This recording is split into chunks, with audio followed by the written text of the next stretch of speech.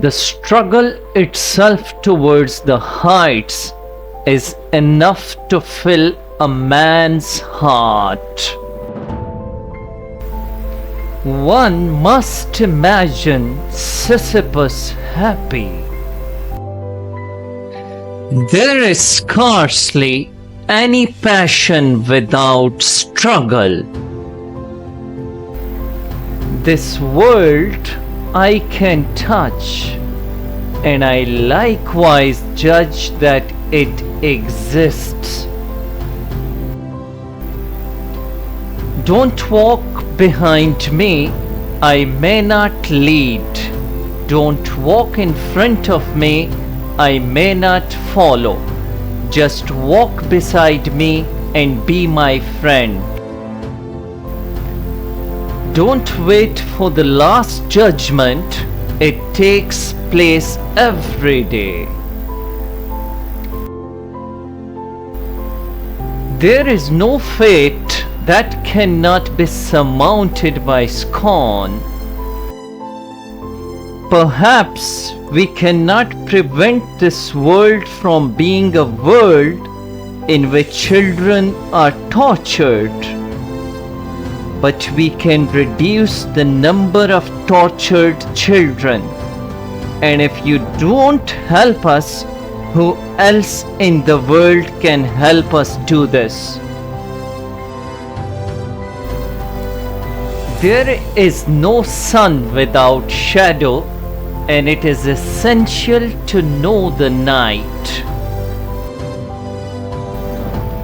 Man cannot do without beauty, and this is what our era pretends to want to disregard. It steels itself to attain the absolute and authority. It wants to transfigure the world before having exhausted it, to set it to rights before having understood it. Whatever it may say, our era is deserting this world. I see many people die because they judge that life is not worth living. I see others paradoxically getting killed for the ideas or illusions that give them a reason for living. What is called a reason for living is also an excellent reason for dying. I therefore conclude that the meaning of life is the most urgent of questions. We turn our backs on nature. We are ashamed of beauty. Our wretched tragedies have a smell of the office clinging to them, and the blood that trickles from them is the color of printer's ink.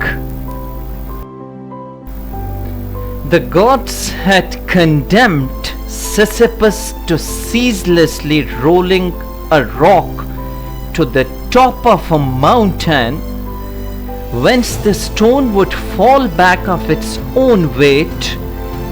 They had thought with some reason that there is no more dreadful punishment than futile and hopeless labor.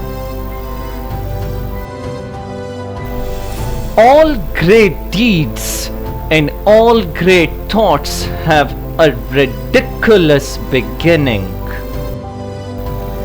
Seeking what is true is not seeking what is desirable.